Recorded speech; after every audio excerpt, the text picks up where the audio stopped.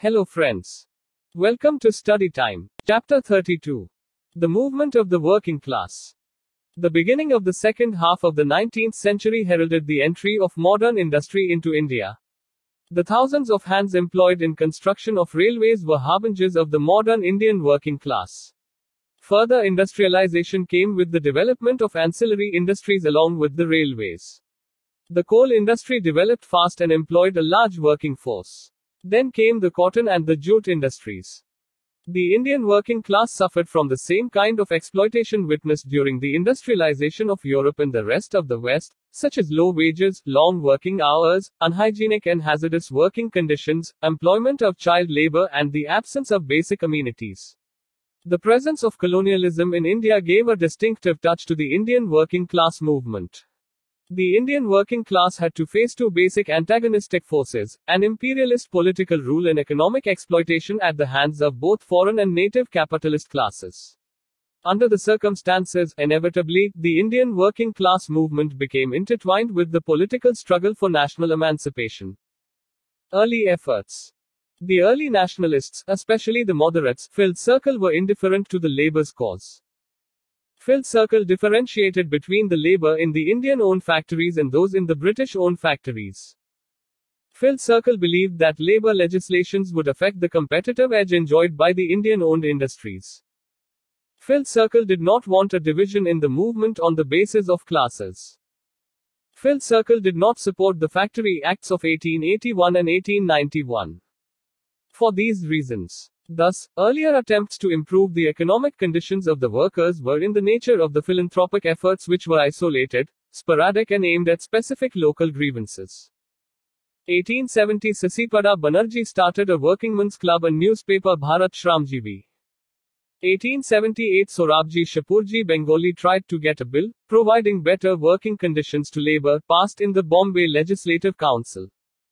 1880 Narain Meghaji Lokhande started the newspaper Deenbandhu and set up the Bombay Mill and Mill Hands Association.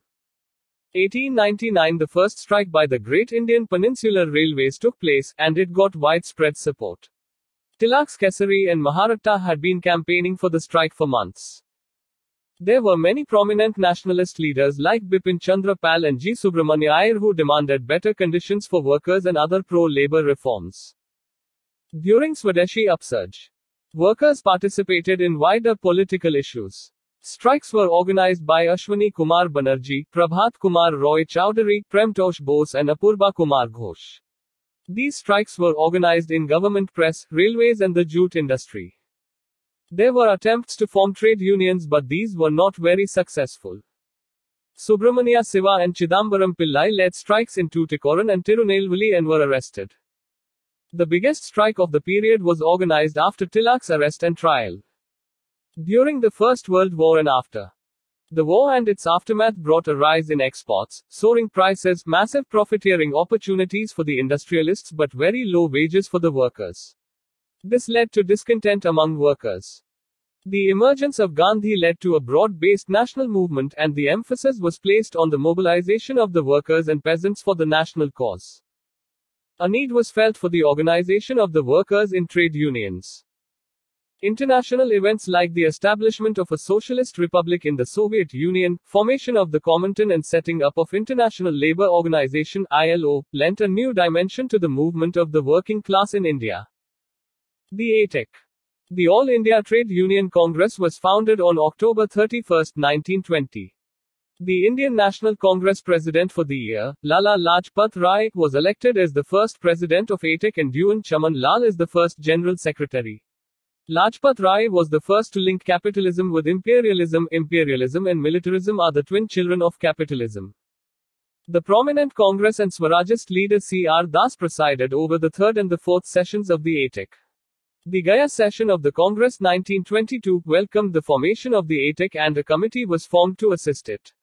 C.R. Das advocated that the Congress should take up the workers' and peasants' cause and incorporate them in the struggle for Swaraj or else they would get isolated from the movement. Other leaders who kept close contacts with the ATEC included Nehru, Subhas Bose, C.F. Andrews, J.M. Sengupta, Satyamurthy, B.V. Giri and Sarojini Naidu. In the beginning, the ATEC was influenced by social democratic ideas of the British Labour Party.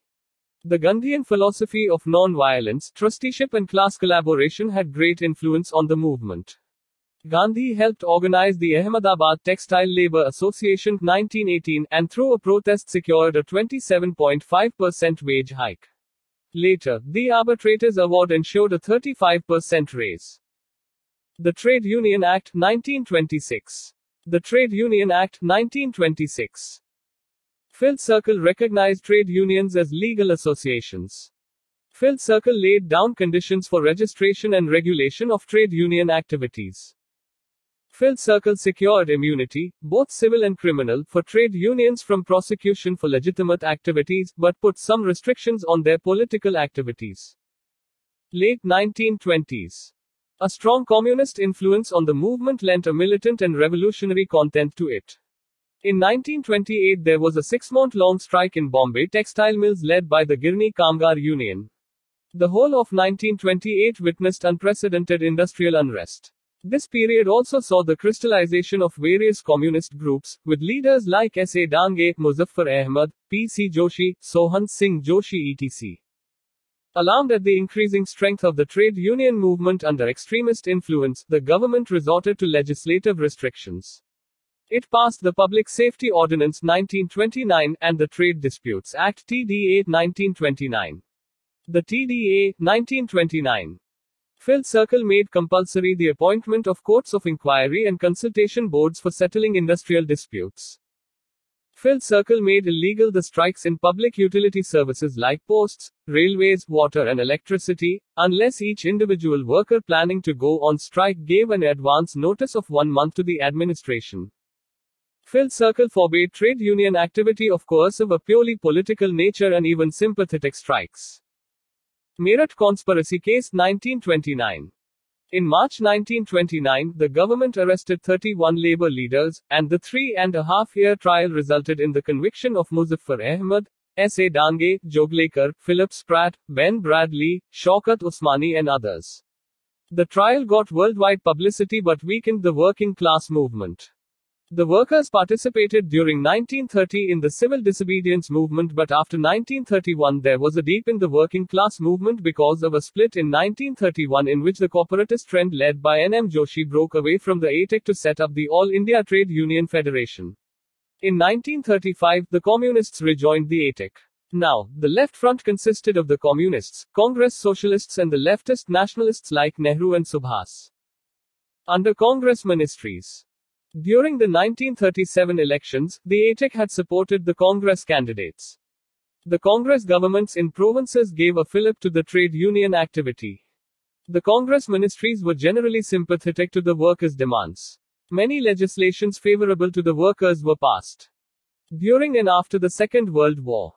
Initially, the workers opposed the war, but after 1941 when Russia joined the war on behalf of the Allies, the communists described the war as a people's war and supported it.